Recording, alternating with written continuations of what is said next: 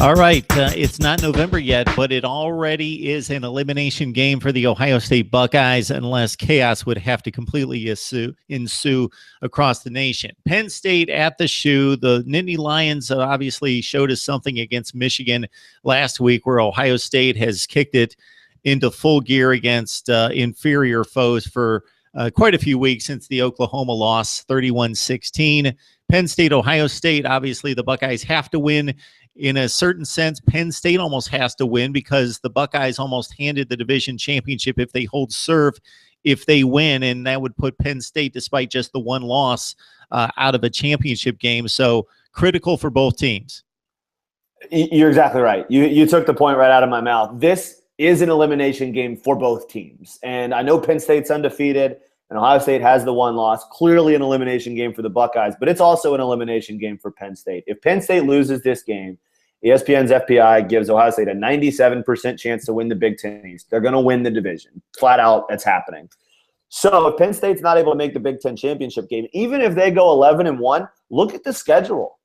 Where is the quality win on that schedule that's going to stack up, that's going to get them into the college football playoff as an at-large? It's not there. Now, I mean, the win over Michigan looked nice a week ago, but the Wolverines are unranked.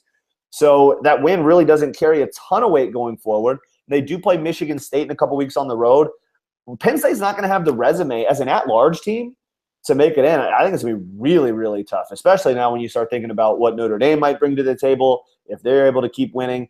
I'm going to be very anti-Penn State if they end up losing this game. They have to win on Saturday night. And having said that, I think there's a ton of value in backing Penn State plus 6 or 6.5 points on the road in Columbus. I think Ohio State wins the game. I like Ohio State more. I think they have a little bit more talent. Although I did like what I saw at Penn State in the second half last week against Michigan. I couldn't feel good giving away points and backing Ohio State in this game. I would rather take Penn State, who I think is really talented, and give me the extra 6 points or 6.5 and back them. Although ultimately I do think it comes down to maybe an Ohio State win by a field goal or so. I think that people slept on the Buckeyes for a long time after that Oklahoma loss. There's still a ton of talent on that team, and they are coached by a guy named Urban Meyer who's won a few games in his past. It does amaze me, Josh, that and you often go to the line of thinking that we got to take off the decals off the helmets and the colors off the jerseys and see what these teams have accomplished and what they've shown us to date. And Ohio State's been extremely impressive, and they've got to go out there and play those games just like everybody else. Nobody plays just a brutal schedule. You go through those stretches of 3 to 5 games where most teams go through those stretches where you don't play anyone, and they did what they needed to do. They weren't winning those games 31-20, 31-14. They were just completely annihilating everybody in their path since the Oklahoma loss. We can give them a mulligan for that game if they show us something against Penn State, Michigan, of course. But man, it just seems like Vegas loves Ohio State, Alabama, those two programs in particular, and the power indexes. I don't know how anybody computer spits out at this point that Ohio State's the best team in the country, but that's what I see in the ESPN Power Index and some other power rankings, that Ohio State's the best team in the country. I don't know where that's gathered from based on performance and results on the field. Yeah, I mean, it's obviously tough when you just watch what they've done. I mean, you're obviously going to put a lot more weight as a human. You're going to put a lot more weight into what you saw against Oklahoma, but look, this team is very efficient. They move the ball. They don't turn the football over. JT Barrett just 1 interception this season. I know Saquon Barkley gets all the headlines, but J.K. Dobbins at running back is an extremely talented freshman who reminds me a lot of Barkley with his ability to his jump cuts. They've got a lot of similar moves at that position. Dobbins is very good. I think he's going to give Penn State a lot of trouble. I don't think Ohio State's the best team in the country. I don't know where those metrics come from. I don't think that they're number one, but I don't think they're far off. And you start to look at the recruiting rankings of both of these teams over the last 4 or 5 years. Penn State's starting to emerge as more of a recruiting threat, but look, Ohio State's had a top 3 or 4 class each of the last 5 years. There's just so much more talent stockpiled in Columbus than there is in Happy Valley that eventually tends to bear itself out in the results over the course of the season. Ohio State has more NFL talent, flat out.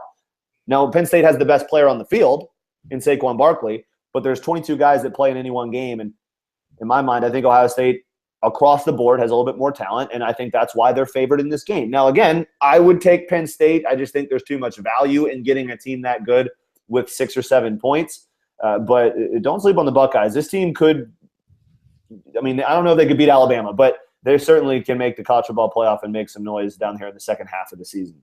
Barring special teams disasters on one side or like a 4-0 turnover ratio going one way or the other, I just got to think that Ohio State's defensive front, which is probably the best in college football, against Penn State's weakest unit, that it's imperative that Penn State's offensive line plays out of its mind, which it apparently did to a certain extent against Michigan last week. The Michigan front, one of the best, but not nearly as athletic or deep as Ohio State. So Trace McSorley, if he gets the ball out of his hands, or they design something to where he can get out of the pocket and then receivers start running loose, and we see what we saw against Oklahoma, where the Sooners' approach to the game kind of negated Ohio State's defensive front and started to just wreak havoc in the secondary.